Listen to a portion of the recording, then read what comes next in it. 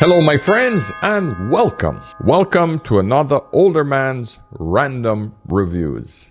The Older Man Random Review. Learn about life from an older man. Yes, an older man. Let's get into it. So this is technically a bunch of videos that I'm going to respond to. Most of them sent in by my viewers or my subscribers who just literally want my opinion on some of today's BS.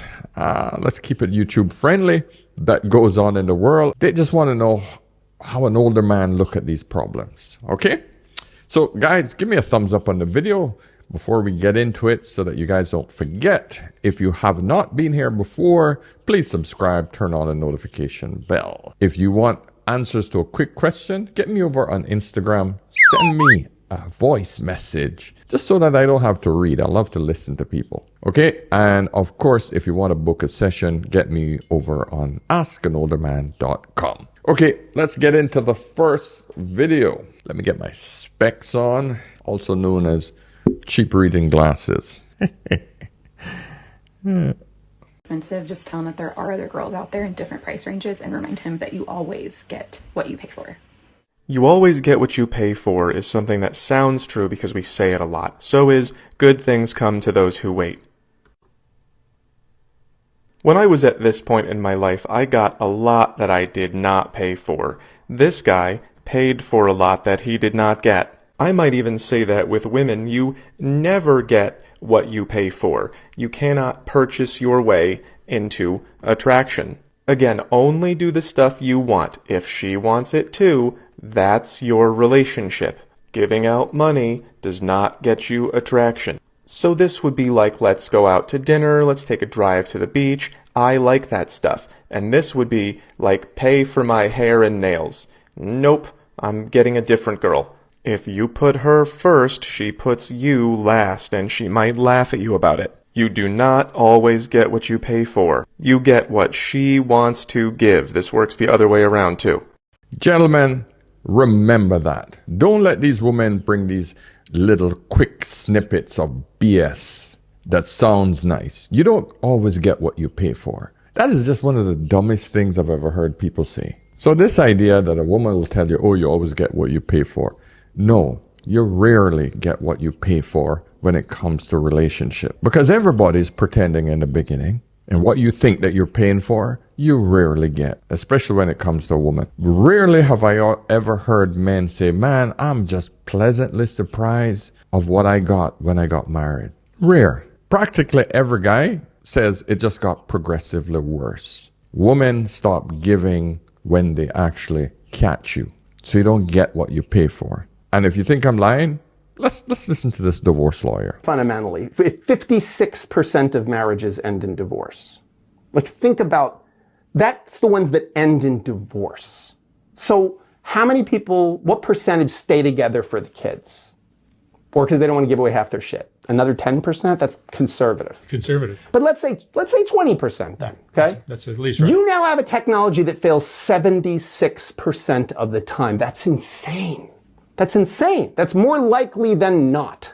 76%. If I told you there's a 76% chance when you walk out the door today you're going to get hit in the head with a bowling ball, you would not go out, or you'd wear a helmet for sure. But people just continue to get married. Not only do they continue to get married, there's a presumption that you should get married. And if you don't get married, there's something wrong with you. So if you've got a girlfriend and you've been with her for 5 years, and you say to someone, we're getting married, they go, oh, that's great.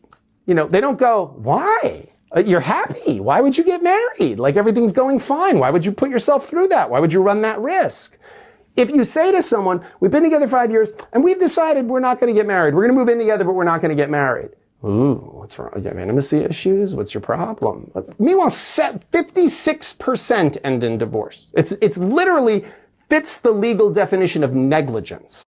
No lies told. In today's modern society, getting married is a serious risk. But it is still the best known way of us humans to actually provide the best for our kids. Now, sure, you can actually live with a person, you can live with a woman without marrying her, not under the government system in the Western world. Sure, you can do that. And that's your other option. To me, the best option is have all of your assets in a trust. I've told you guys this many times, and I'm going to say it again. All of your assets in a trust. And then you also sign a prenup, right? So you own nothing. Everything is in a trust, and you have 2 layers of protection instead of just walking blindly into, oh, she loves me. She will never do that to me. You never, ever, ever think that, gentlemen. Then you get married, because at that point, if she leaves, at least half your shit isn't gone because you don't own it. That's putting the helmet on before you go outside. That is your helmet. Yeah, you're going to get hurt, but it won't kill you. That's my answer to this video. Now, this one here, sent to me by a Jamaican brother of mine. And guys, understand, you got to stop participating in helping your women do these videos, because it's giving other women some bad ideas. This one is kind of humorous, but let's take a look and you'll see what I'm talking about. Guys, how Junior and I avoid arguments in our relationship. Pay attention. Pay attention. Avoid argument. Yes, pay attention. Every day, man, Pay attention. I just want to make something very clear. In this relationship, oh baby, I am the boss. I am the boss. I don't wear no briefs. I wear the pants. I am the boss. Okay? And boss, way. Calm down. Lower your voice. You can start over that every day, you know? No. Because I know we are No. Guys, I'm here on the same height when you sit down. Why you have to be boss? Boss, wait. Settle yourself. Whenever I tell Junior to run, he runs and coddles and runs in the bed and goes and cries. And then he comes out and talks to me. Are you convincing to you know? Guys sound like you're saying right now. I bring an issue to Junior. He's not allowed to raise his voice, get any type of pitch in his voice. He is to sit down and shut up.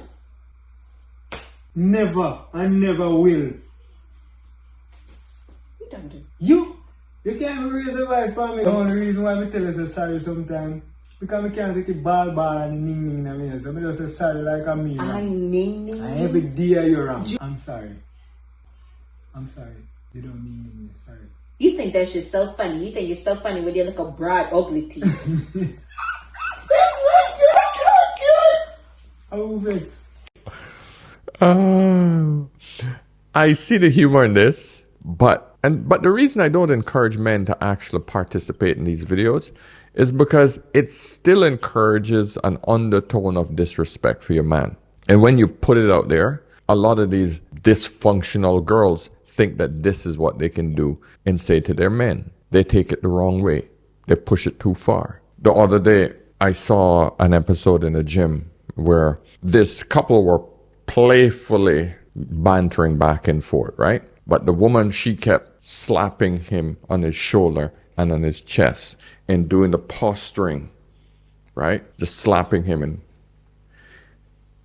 And it was playful and light, but the blatant disrespect I saw in her body posture, in her attitude, shows me that if she does that when she's playing, she's going to attempt it when she's angry. That is her natural state. And I almost wanted to go up and just say, hey, you shouldn't do that to your partner.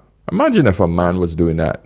Imagine if a man just in the gym. Because it's in the openness and people, this is why I know that she's not going to have a problem doing that when she get angry, right?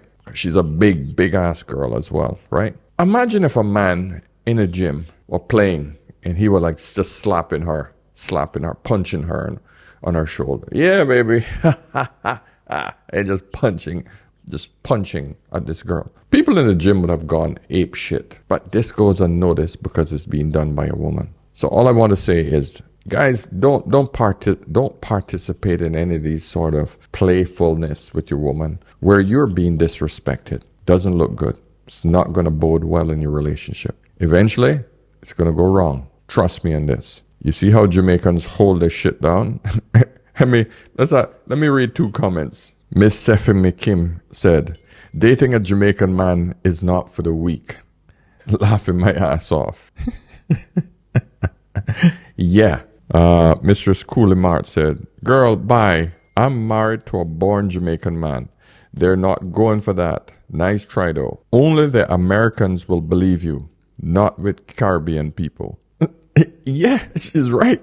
Washhanda Francis said, he forgot to let you finish the video before he corrected you. When he stood up and said, settle yourself, I got worried for you. Oh, Lord. And then a Trap Doll Jade said, oh my God, my ex is Jamaican. He's definitely the boss. I'm so humble towards him. He even scares me. No cap. Yeah, you can't come with them kind of attitude there when it comes to Jamaican men, especially Caribbean men. We don't play that. We still have that sort of patriarchal manhood that comes with our relationships. But hey, we still get divorced, we still get cheated on. Because the women over there are just as bad as the American women. Okay, so let's look at a couple more. This is a gentleman that's telling a story about getting robbed. And, well, let's just get into it. Robbed down here in Miami, and I hit rock bottom. I was planning on finding that woman who drugged me and killing her. And I was serious. Like, I wasn't like, oh, maybe I'll do this. No. I was going to go get the footage, and I was going to find her. In fact, my next thought was I'm going to go get a fake Rolex. I'm going to stand in the street corner, exactly where she got me, at 4 a.m. every morning when they do this kind of shit. I was going to wait, and I was going to find her. I was going to remember who she was, and I was going to kill her. Over a couple weeks in Alcoholics Anonymous, I was telling my story. This one old man said to me, you shouldn't kill that lady. He said, in fact, if you ever see that lady again, you should give her a hug and say thank you for saving my life. Because he says to me, bro, you've been in and out of AA for 10 years. You've lived a fucked up, miserable existence. You've never hit rock bottom and you've never changed your life for the better. But that woman brought you to rock bottom, which helped you change your life, get sober, and now you're having a spiritual experience. Look at your progress already in this short amount of time. And I just started crying, and I just started thinking like, oh my God, this guy's right. And he said to me, dude, that's your angel. Sometimes your angels are disguised as the devil. And that hit me so hard because time and time again, this has happened to me through my journey in sobriety, where someone tries to take me down. Listen, I have been done in by people who have trust in my past. And I've actually felt like literally going out there and bringing on hellfire. And for me, my savior, because I had a nasty, nasty temper when I was a kid. I never got ticked off easily. But when you pushed me, I went to what you call blackout rage. That's when you literally go into rage and then you literally try to destroy the other person, but then you don't recall any of the incident. I remember it happened once in high school in the PE room, and a guy was taunting me, and we're sitting opposite each other in the changing rooms, right? So it's about almost 10 feet across the room, and he was being an ass and embarrassing me.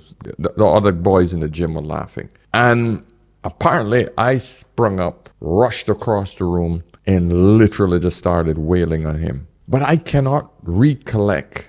I have no knowledge in my brain of how I got across the room and what I did to the guy. All I knew that I was sitting back on the bench. He was bloodied. His nose was bleeding. Lip was bleeding.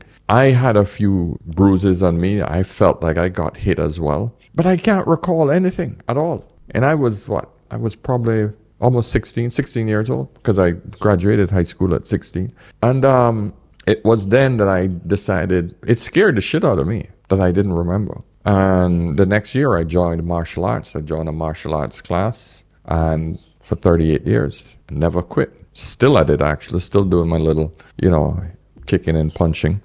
But that got me under control. It got my anger under control. So sometimes it takes you getting to a point where you not only hit bottom, but something gives you an awakening that will bring you into a realization that if you're not in control of your life, somebody else or something is going to be in control of it, and that is not a good feeling. So kudos to this gentleman here who has shared this story with us as men. I hope you get a lesson from that. Control yourself. Be stoic. Control yourself, regardless of what happens to you. This one sort of frustrates me a bit because we currently live in this time this era where you have to be either left or right. It seems like there's no middle. And I say this because I was sent this video, and it's a billionaire who said, I have never seen a billionaire with a six-pack. Now, let's listen to the video. Let me share after. Look at boys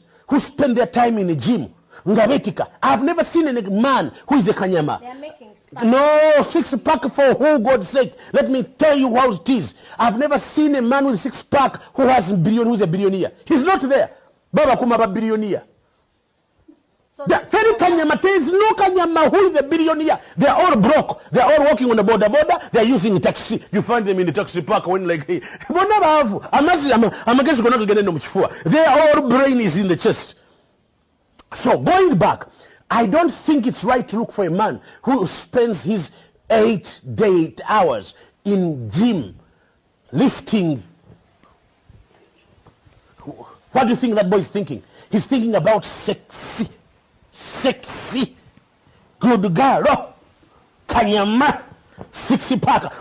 So it just drives me insane that this man who has amassed a tremendous amount of wealth, which obviously takes discipline and understanding of life, don't understand that his fat ass isn't going to be around long enough to spend the billions of dollars that he's made. You don't need a six-pack, but at least you need to be in freaking good health. And that, my friend, isn't healthy. So that wealth that he has amassed, yeah, he might be able to pick up some hot chicks who want him for the money. But if you can't even see a freaking dick with these chicks, what's the sense of having any of these women? You can't even roll over on some woman. You'll kill her. So all I'm saying to you guys is that there is a middle ground. You have to give up something to get something. If you spend all of your waking moments trying to make money, in return, you're not taking care of your health. You're eating shit. You're eating so many calories that you're blown up like this dude. You might as well just say, why am I making the money for? To die early? Because this is the reality of life. Why are we making money? Why are we doing it? We're doing it to what? To give to some wife who's healthier than you with a bunch of kids? Sure, okay, that's your objective, great. But I feel that that is just a stupid way of looking at life where, hey, if you make $500 million instead of $1 billion, will it make a difference in your life? No, it won't. Because if you made $500 million and then you spend half your time in the gym versus busting your ass to make $1 billion, but you look like a freaking elephant. Guys, choices and trade-offs. But you never, ever, ever sacrifice your health for money. That, my friend, is not a good trade. I've had 2 multi-millionaire friends in my life, almost billionaires, died because of poor health very early in their life. They never had a real good chance to enjoy it. So what's the sense? Let me know your thoughts, okay? All right, let's do one more. A scam. You know what's a lie? What's a scam? You know what's a lie? What's a scam? People that give you the advice to have fun in your 20s, it's a lie. It's a scam. Do not fall for it. I highly recommend that you work extremely hard in your 20s so you can enjoy your 30s. So many people have done it backwards and they are regretting it. So many people decide when they turn 30 years old or when they get to that 28-year-old mark and they're going to 30 and it's like, damn, I gotta get a house, I gotta have my kids, I gotta, have this in order, that in order. I highly recommend that you work on those things in your 20s. Chase your bag in your 20s, stay focused in your 20s, finish school in your 20s. Then when you're 30, you know that you have accomplished something, okay? Because when you get out of high school, right, they give you about, once you get out of high school and about the time you turn 28 years old, the world makes it seem like you need to have everything in order, right? So if you need to have everything in order, I want to let you know right now, 10 years is not enough, okay? Some people are still going to school, okay? Some people can't even find steady jobs and the fields that they went to school for. So when I tell you to work hard in your 20s, I mean it. Work hard in your 20s and then you can plan your 30s. You don't need to go on vacation every weekend. I'm still saying, you can do the things that you want to do. You can live your life. But as far as, spending every dollar that you have, getting credit card debt, getting evictions because you don't want to live with your parents, I highly do not recommend that. She's talking like a male. That's what every boy should start doing in his 20s. I should say young man, every young man should do. You do not play around in your 20s. You start hustling and learning how to get it. You should be in your education, deep into it, finishing off your bachelor's by the time you're 21. Getting your trade in if you're not in the sciences. If you're not in the high-paying professional jobs, doctors, lawyer, etc., early in your life, you get into a trade. You do those in your 20s. You build, you save, you sacrifice everything in those early years. You get 4 roommates like I did in a 2-bedroom villa. Okay, forget the women, man. Forget that crap. Yeah, you go out and hit a little thing every once in a while. Yeah, just to get your rocks off. But it should never be your primary problem. Your gym, your education, and your hustle should be your primary issues. Cool? You still need to have a little bit of game. You still need to have that ability to attract women. But you do that in your 20s, man. By the time you hit your 30s, you're ready for your family. You're ready for your family. Your money is set. Make sure you get your trust set up early. Make sure you get your prenup before you get married. And then you look at having a kid. Do not ever get some woman pregnant in your early years. Do not buy a brand new car in your early years. Forget the trips. That shit is played out. When you're all set in your 30s, trust me, the trips are going to be there. You can play then. The woman, and if she's talking to women, your job is better find a good man that you can settle down with in your 20s. Because that's when you're at your peak attractiveness to another man. You can get the best man you can get in your 20s. But I don't want to get too far down in this because I mentioned a lot of this in my other video, Talking Money. But I want you guys to understand that her information is for men, actually. If you want to be a single woman, yes, you can do this. Because that's still good advice for a woman rather than hitting the streets and throwing your body all over the place. If you had those 2 choices, running up and down and flying here and there and off on these trips all over the world with random men getting your guts played out, racking up your body count in your 20s, that is the lie that was told to you. Because that, I'm telling you, does nothing for your sexual marketplace value. It won't help you with a man. So guys, listen.